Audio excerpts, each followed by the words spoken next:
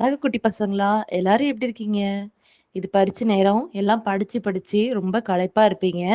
உங்களுக்கு எல்லாத்துக்கும் புத்துணர்ச்சி குடுக்கும் விதமா, இன்னைக்கு நான் உங்களுக்கு ஒரு நகைச்சுவை கதை சொல்லப் போறேன். 1 இல்ல 3 கதை சொல்லப் போறேன்.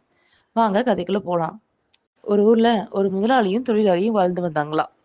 இவங்க 2 பேரும் எப்படி அப்படின்னா, நம்ப கவுண்டமணியும், செந்தில் மாரியும் தான். எதுக்கெடுத்தாலும் செந்தில் எப்படி எடக்கு முடக்கா பண்ணி, கவுண்டமணிட்ட திட்டு வாங்குவாரு.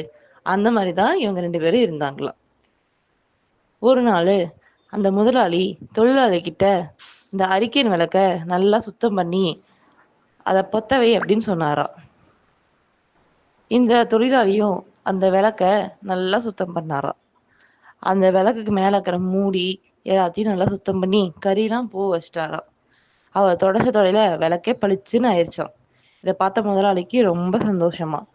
பரவால்லடா, நீயும் கொஞ்சம் புத்தி கூர்மையா தான் வேலை செய்யற அப்படின்னு சொன்னாராம். உடனே அந்த தொழிலாளி, பாத்தீங்களா முதலாளி, என்ன போய் எல்லாரும் முட்டாள்ன்னு சொல்றாங்க அப்படின்னு சொன்னாராம். அந்த முதலாளிக்கு ரொம்ப சந்தோஷமா. சரி, சரி, தொடச்சது போதும். விளக்க பத்த வை அப்படின்னு சொன்னாராம். அந்த முதலாளியும் விளக்கெல்லாம் அந்த பாகங்கள்லாம் ஒண்ணா சேர்த்து வச்சு, இப்ப விளக்க பத்த வச்சாராம். அந்த திரிகிட்ட அவர் கொண்டு போகும்போது விளக்கு பத்தவே இல்லையாம். இத பார்த்த முதலாளி, டேய் என்னடா பண்ற அப்படின்னு கேட்டாராம்.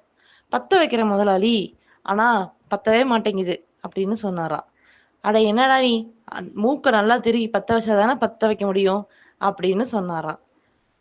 இந்த தொழிலாளி உடனே அந்த முதலாளியோட மூக்க புடிச்சு திருகு திருகு திருகுன்னு திருகிட்டாராம்.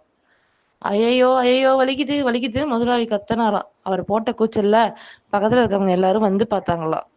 வந்து பார்த்து எல்லாரும் சிரி சிரி சிரிச்சாங்களாம். ஏன்னா முதலாளியோட மூக்கு குடமிளகா மாதிரி செக்கச்செவேல்னு வீங்கி போய் இருந்துச்சாம். உடனே முதலாளி தொழிலாளிய அடிக்க ஆரம்பிச்சாராம். நான் என்ன சொன்னேன்? ஏன் என் மூக்க திருகுன அப்படின்னு கேட்டாராம். ஆமா முதலாளி, நீங்க தானே மூக்க திருகுன்னு சொன்னீங்க. டேய் நான் சொன்னது என் மூக்கு இல்லடா, அந்த விளக்கோட மூக்க அப்படின்னு சொன்னாராம். ஓ, அப்படி நீங்க நிதானமா சொல்லியிருக்கணும். வெறுமனே மூக்க திருகுனா நான் என்னத்த நினைப்பேன். ஆனா உனக்கு என் மூக்கு தான் கிடைக்குமா? மூக்குனா உன் மூக்கு இல்லையா அப்படின்னு கேட்டாராம். இத கேட்ட சுத்தி இருக்கவங்க எல்லாரும் நல்ல முதலாளி, நல்ல தொழிலாளின்னு சந்தோஷமா கை கொட்டி சிரிச்சாங்களாம்.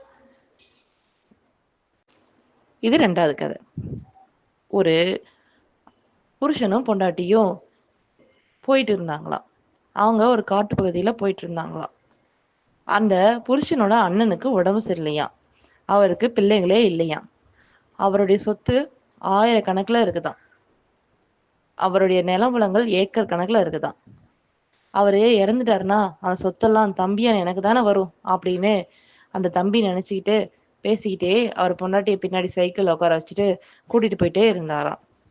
அவங்க போகும்போது திடீர்னு ஒரு இடி சத்தம் கேட்டுச்சாம். அந்த இடி சத்தத்தால அந்த தம்பிக்கு காது கேட்காம போயிடுச்சாம். சரி, வாங்க மருத்துவர்ட்ட போய் காட்டிட்டு போயிரலாம் அப்படின்னு அவங்க பொண்டாட்டி கூப்பிட்டாங்களாம். இப்ப அதுக்கெல்லாம் நேரம் இல்ல. நம்ம போய் நம்ம அண்ணன பார்க்கணும் அப்படின்னு சொல்லிட்டு வேகமா போனாங்களாம். ஆனா, உங்களுக்கு தான் காது கேட்கலையே, எப்படி சமாளிப்பீங்க அப்படின்னு இந்த பொண்டாட்டி கேட்டாங்களாம். நீ பேசுறது மட்டும் எனக்கு கேக்குதா? ஏதோ ஒண்ணு ஒண்ணுக்கு ரெண்டா சொல்லி சமாளிக்கிறேன்ல. அந்த மாரி தான் சமாளிக்கணும். வா போலாம் அப்படின்ட்டு அவங்க பொண்டாட்டிய கூட்டிட்டு போனாராம். போகும்போதே அவரே யோசிச்சுக்கிட்டாராம். நம்ப அண்ணன்ட்ட போய் என்ன கேட்கணும் மொத? நல்லா இருக்கீங்களா? எப்படி இருக்கீங்கன்னு கேட்கணும். அதுக்கு அவரு நல்லா இருக்கேன் அப்படின்னு சொல்லுவாரு. அப்படின்னு மொத கேள்விய யோசிச்சுக்கிட்டாராம்.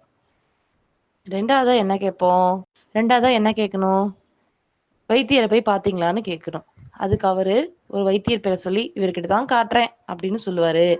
அதுக்கு நாம்ப, ஆமாம்மா அந்த வைத்தியர்கிட்டயே காட்டுங்க. உடம்பு சீக்கிரமா சரியாயிடணும் அப்படின்னு சொல்லுவேன் அப்படின்னு யோசிச்சுக்கிட்டாரு. 3வதா என்ன கேட்கலாம் அப்படின்னு யோசிச்சாராம். என்ன மருந்து சாப்பிட்டுட்டு இருக்கீங்க அப்படின்னு கேட்கணும் அப்படின்னு ஒரு கேள்வி யோசிச்சாராம். அதுக்கு அவங்க அண்ணன் என்ன பதில் சொல்வாருன்னு யோசிச்சு பார்த்தாராம். அவங்க அண்ணன் ஒரு மருந்து பேர சொல்லுவாரு. அதுக்கு ஆமா ஆமா அந்த மருந்து தான் சரியான மருந்து. அதே தினமும் சாப்பிடுங்க. சீக்கிரமா குணமாயிருவீங்க அப்படின்னு சொல்லணும்னு நினைச்சுக்கிட்டாராம். அதுக்கப்புறம் என்ன கேள்வி கேட்பாரு அப்படின்னு யோசிச்சுக்கிட்டாராம். நீங்க உடம்பு சரியான வாட்டிக்கு எங்க போய் ஓய்வு எடுக்கலாம்னு இருக்கீங்க அப்படின்னு கேட்கணும் அப்படின்னு அந்த கேள்விய யோசிச்சுக்கிட்டாராம். அதுக்கு அவங்க அண்ணன் என்ன பதில் சொல்லுவாருன்னு யோசிச்சு பார்த்தாராம். அவர் எங்கேயாவது பாபநாசம், குற்றாலம் இப்படி போகணும் அப்படின்னு சொல்லுவாருன்னு நினைச்சாராம். அப்படி அவர் சொன்னா, இவரு ஆமா, ஆமா. அது நல்ல இடம் தான் ஓய்வெடுக்க. நிம்மதியா ஓய்வு எடுத்துட்டு வாங்க அப்படின்னு சொல்லணும்னு யோசிச்சுக்கிட்டாராம். இப்படி தனக்குள்ளேயே அவங்க அண்ணன் என்ன கேள்வி கேட்டா, என்ன என்ன பதில் சொல்லணும்? தான் அவர்கிட்ட என்ன கேள்வி கேட்கணும்? அதுக்கு அவர் என்ன சொல்லுவாரு? அதுக்கேத்த மாரி இவர் என்ன பதில் சொல்லணும்னு மனக்கணக்குள்ளேயே எல்லாத்தையும் யோசிச்சு பார்த்துக்கிட்டாராம். அவங்க அண்ணன் வீடு வந்துருச்சாம். இவங்க 2 பேரும் இறங்கி உள்ள போனாங்களாம். உள்ள போனோனே அண்ணன பார்த்தோனே, அவர் கண்ணுல தண்ணீர் வர மாரி பாவலா பண்ணி வச்சுக்கிட்டாராம். போயி அவங்க அண்ணன் கைய பிடிச்சு, அவர் யோசிச்சு வச்சிருந்த கேள்விலாம் கேட்க ஆரம்பிச்சாராம். முதல்ல "எப்படி இருக்கீங்க?" அப்படின்னு கேட்டாராம். "என் உடல்நிலை ரொம்ப மோசமா இருக்குது" அப்படின்னு சொன்னாராம். "ஆமாமா, அது அப்படியே அதிகமாயிரும்" அப்படின்னு சொன்னாராம். இத கேட்ட அண்ணனுக்கு, "என்னடா தம்பி இப்படி பேசுறான்?" அப்படின்னு தோணுச்சாம். சரி இருந்தாலும் ஏதோ சின்ன பையன்னு அமைதியா இருந்துக்கிட்டாராம். அடுத்தது அவருக்கு யோசிச்சிருந்த இன்னொரு கேள்விய கேட்டாராம். "எந்த வைத்தியர்ட்ட காட்டுறீங்க?" அப்படின்னு சொல்லி கேட்டாராம். அதுக்கு அந்த அண்ணனும், "எல்லா வைத்தியர்ட்டயும் காட்டியாச்சு. குணமான மாரி தெரியல. எமன் தான் வந்து பார்க்கணும்" அப்படின்னு சொன்னாராம். அதுக்கு அந்த தம்பியோ, தான் யோசிச்சு வச்சிருந்த மாரி, "ஆமாமா, அவர வந்து பார்த்தாவே குணமாயிரும்" அப்படின்னு சொன்னாராம். அந்த அண்ணனுக்கு இன்னமும் அதிருப்தி அதிகமாயிட்டே இருந்துச்சாம். கோவமும் கூடிக்கிட்டே இருந்துச்சாம். இருந்தாலும் தம்பின்னு பொறுமையா இருந்தாராம்.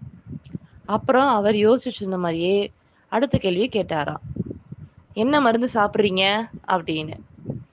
"எல்லா மருந்தும் சாப்பிட்டுட்டேன். சொந்தக்காரங்க பால் ஊத்த வேண்டியது தான் மிச்சம். எந்த மருந்தும் கேட்கல" அப்படின்னு சொன்னாராம். உடனே இவரு, "ஆமாமா, அதுதான் நல்ல மருந்து. அதையே தினமும் சாப்பிடுங்க" அப்படின்னு சொன்னாராம். அந்த அண்ணனுக்கு இன்னமும் கோவம் கடுமையாயிட்டே இருந்துச்சாம். அப்புறம் கடைசியா அவர் யோசிச்சு வச்சிருந்த மாரி அந்த கேள்வியும் கேட்டாராம். "நீங்க ஓய்வெடுக்க எங்க போலான்னு இருக்கீங்க?"